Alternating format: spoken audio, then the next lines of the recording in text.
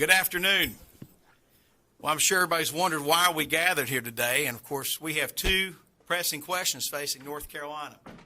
Number one, how did Appalachian State beat UNC this Saturday? And number two, what's the future of Cam Newton at the Carolina Panthers?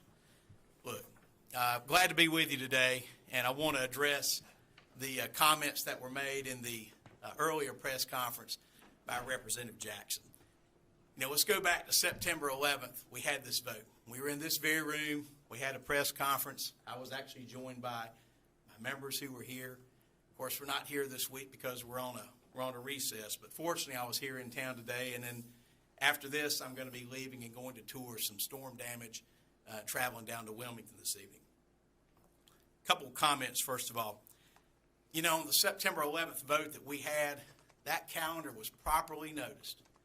It was put out. It was published. We've discussed this. Look at my press conference the day we took the vote. Compare that press conference, though, with what Representative Jackson said that day and what he said today. Very different things, I would say. A couple of points I want to go through, and I've got Chief Brock outside, and I'm not going in any particular order, but just based on the notes we had. I will say that I've seen Representative Jackson since that day of the vote. I've talked to him several times. In fact, I saw him at the Carolina game this weekend, and never once did he bring any of this up with me. We've had opportunities to discuss this on the floor of the House, to go through and for Democrats to raise any issues that they want to, and other than the issue or the motion they made the day of the vote, nobody said anything. We went through a redistricting process that was a good process, dealt with a lot of things, and now we've moved to a recess for this week and for a few days last week. And then without any kind of notice, Representative Jackson comes down and has this press conference. I would have expected, a member of the House to, if he had some concerns about something, to come speak with me.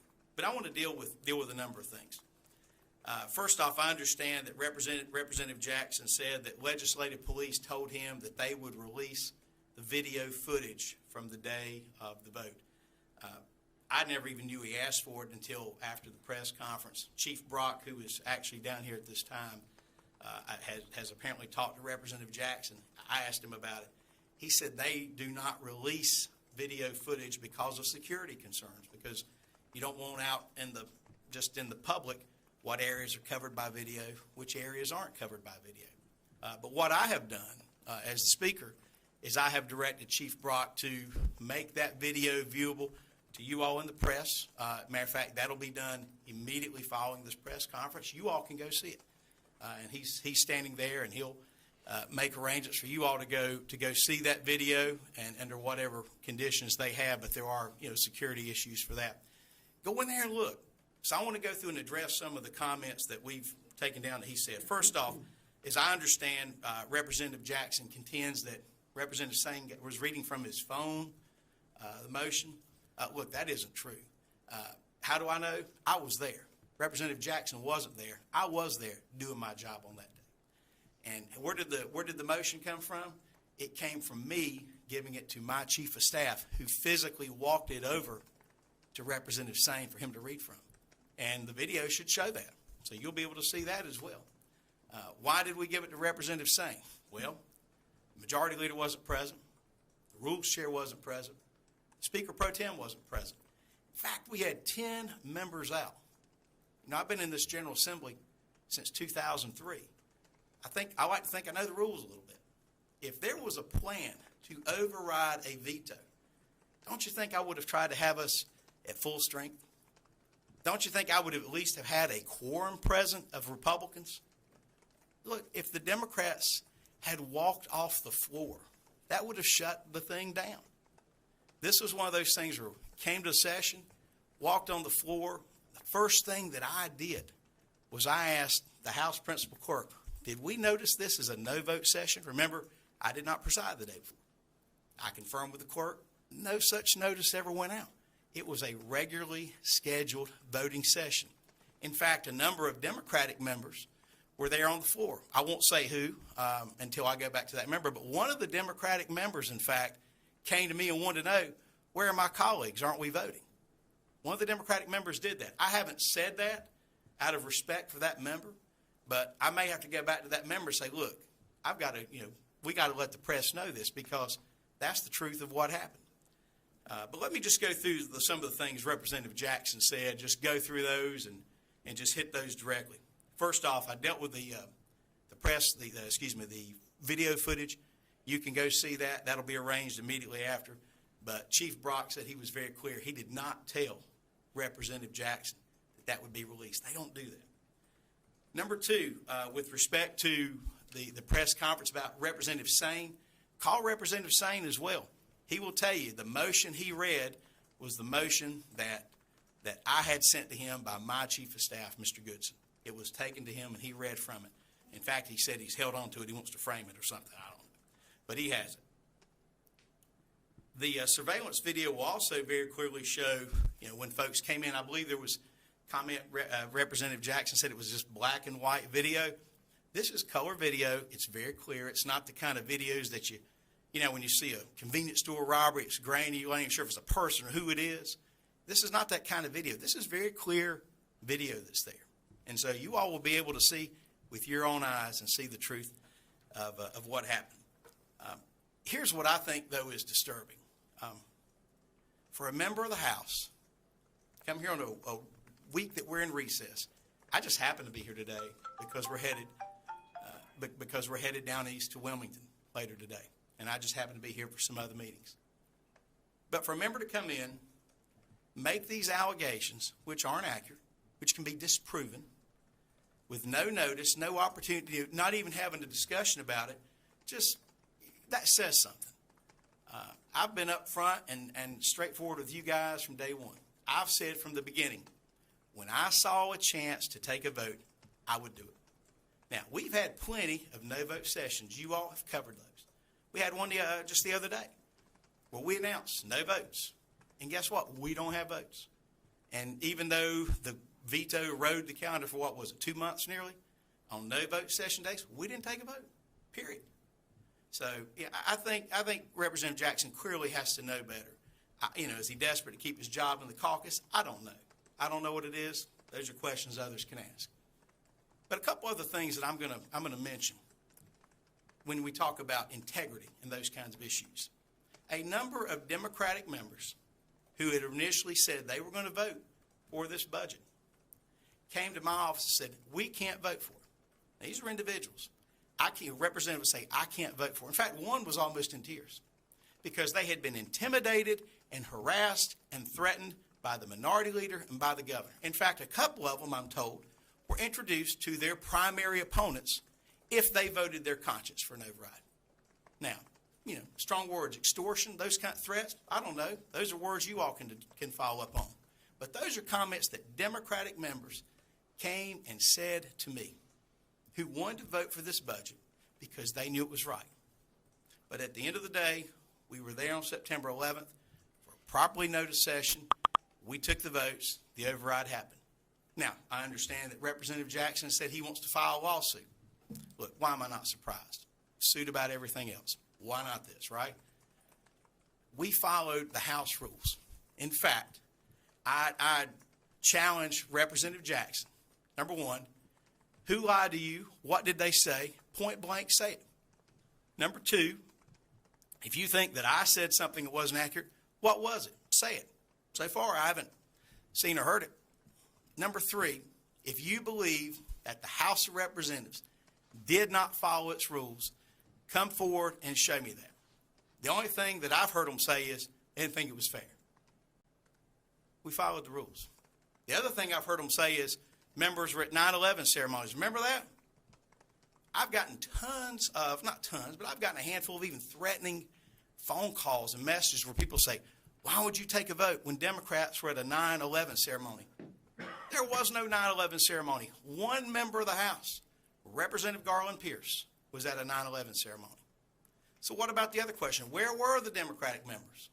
Where were they? They were, I guess the total came to about 15. There were about 15 on the House floor. Well, where were the other 40? Well, Representative Butler, during her tirade, actually made the point of saying, I believe the comment was, and we're downstairs working on maps right now. Well, we had a court order that said when you worked on maps, it had to be done in open, in public, had to be done. We had a room set up. Remember that 24 hours live stream we had the whole time? That was there for a reason, and it was there to comply with the order. So if Democratic members were in fact not on the House floor, where were they? I would submit to you that some of them, based on the admission of Representative Butler, were downstairs working on maps, just like she said they were. So but I do want to go to the lawsuit. To think that a member of the House on a political question would want to involve the courts on the functions of the House shows just a complete ignorance of the rules and the laws that affect the General Assembly. You know, this bill is passed. It's over with the Senate. But here's what's interesting. Here's what's interesting if you want to cut right to it. You know, Representative Jackson and others want to talk about how they didn't know about this vote, so forth and so on, and try to blame somebody else for where they messed up, where they committed a mistake. Well, they don't want to talk about what the bill does. They don't want to talk about $131 million in disaster relief. They don't want to talk about the pay raises for teachers and state employees. They don't want to talk about the money going to school safety. They don't want to talk about the money that's needed for transportation funding. They don't want to talk about that. They want to have this sideshow over here and avoid the real issue. And the real issue is that we got a budget passed from the House.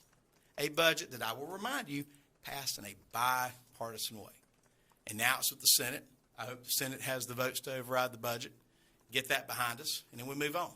What's another thing that I said we would do? I said that once we overrode the veto, we would take up Carolina Cares. Well, Carolina Cares is moving through the process. It's in committee. Now, that's there. I have no reason to have to do that other than the fact I said I would do it. So just as I always have, I'm going to continue to stand by my word. I'm going to continue to follow the rules of this House, and we're going to continue to get the people's business done. And glad to answer any questions if you have any. But again, I have, even though it's not something we normally do, just to cut to the chase on this, I have directed that Chief Brock show you all the video from the day of session. You all will have access to that. He's standing outside, and once this press conference is over, you all may go view that yourselves. So I'll take any questions. What do you think your reaction to the challenge of a lie detector test? Look, this isn't the Maury Povich show, okay? This is state government. That's just a sideshow, and I'm not going to go down the road of playing games like that. He's an attorney, I'm an attorney. We all know those things aren't even admissible, that it's an interrogation tool that law enforcement uses, but it has no bearing, so I don't plan to get in the gutter with Representative Jackson and play silly games like that. Yes? Just to be clear on viewing the video, are you releasing it to us so we can record it and show it to people? That is up to legislative police. There are what they've told me is that under something with the Homeland Security laws, there are things that they can and cannot release. So whatever it is allowed within their procedure, I have authorized them as the speaker to do it. But they have, look, legislative police, they do not work for me. Just like the House Principal Court does not work for me. These are all independent officers, and so that'll be up to them as far as what they believe they can do. Yeah. Speaker, it still comes back, though, to something that Representative Jackson and Representative Lewis talked about, where he still says that he heard plain as day Representative Lewis telling him no recorded votes on Wednesday morning. And I know you're not Representative Lewis, but he's your top lieutenant, so shouldn't he have taken that to the bank to trust that, trust what he said? So, as you know, I wasn't there that evening that conversation supposedly happened. But what I did was I talked directly to David Lewis when Representative Jackson made that statement. And Representative Lewis told me in no uncertain terms he did not tell Representative Jackson that. In fact, he says he told Representative Jackson that wasn't his call to make. He would have to check. And you know what? That's right. That is not Representative Lewis's decision to make, whether or not we take votes. That is the decision solely with the Speaker of the House. And I did not make such a decision or a notice. At what point did you learn that Representative Lewis had given the House Democrats that impression, or when did you learn that House Democrats were under the impression that there would be no votes that morning? The first I heard about Representative Jackson's claims that they had been told that was, I guess, when they had their press conference. Because I didn't have a discussion directly with Representative Jackson on it. We had the vote that morning. Of course, he wasn't there. And then next thing I know, thereafter, they had a press conference where they set forth all of these allegations. So that's the first I heard about it. And I think, interestingly enough, the first I knew that Representative Jackson was going to talk about video and all that stuff today was through this, coming down here having a press conference, not even the courtesy to come have a conversation with somebody, with me about that today. After I saw him Saturday. So it seems to me like it's just theatrics, frankly. He doesn't have anything else to talk about. They don't want to talk about the budget. They don't want to talk about the fact that the state's doing well because of Republican policies that we're pushing, because of the fact that we've cut regulations, we've cut taxes, we've done things to spur the economy. So they go down this sideshow of which is nothing. And but for the false narrative that the vote happened during 9/11 events, it probably wouldn't have been covered to the extent it was. And I want to thank you all here for the local press corps in the state. Y'all debunked that. I mean, you've reported the facts. There weren't folks at that. Now, some of the national media outlets that don't even know what the North Carolina legislature is have repeated that lie. But just I do want to thank the state media that's at least set the record straight. And this is what I've told folks. Look, you're entitled to your own opinion about whether we should have voted on that day, but you're not entitled to your own facts. And the facts are exactly as I've represented them. Yeah, Kyle. So outside of the override vote, there were, I think, 2 bills on the calendar. There was a calendar that day, the 2 mini budgets. Was it your plan when you walked into the chamber at 8:30 to call votes on those 2 items at the 8:30 session, or was that always been planned for later in the day? That was always really planned for later in the day. Those 2 particular votes. And I think we could have probably had discussion. No one's asked this question, but at least here, but other folks have had, what about debate? What about those other things when we were taking up the veto override? Look, when I had 2 members that were just out of control, screaming and yelling, and when picking up other members' mics just to yell into the mic and have a temper tantrum, we couldn't really conduct any business. And so we had to move on with the vote. Had those members followed the rules and made proper motions under the rules, they could have tried to make some motions. But by having a couple of members who wanted to, get their 5 minutes of glory or whatever it was on TV, they actually ended up doing their own side a disservice by doing that. The follow-up to that is the non-budget bills on the calendar were expected later in the day. What was the reason that 55 Republicans showed up to the morning session? Well, number one, it was a voting session.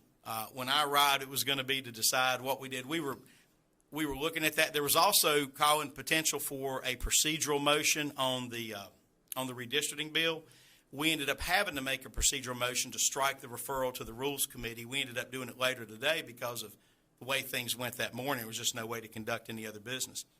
And I'll point this out. I think this is something Representative Jackson, I think, commented in his press conference as well.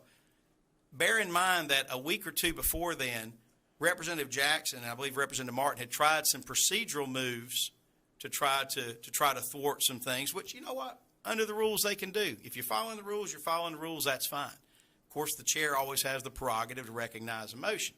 But, they had tried that. So there was a concern on the part of Republicans that Democrats may try at any voting session to make procedural motions to try to derail the redistricting bill. So that was a concern, and that was a concern that had been shared with caucus earlier in the week about making sure that, when we have votes that you're present. Because we always. Representative Jackson said this morning that had that happened, that you would have been able to go at ease, that there would have been a method for whoever was presiding to strike that down. Is that not your interpretation of the rules on that? I could certainly go.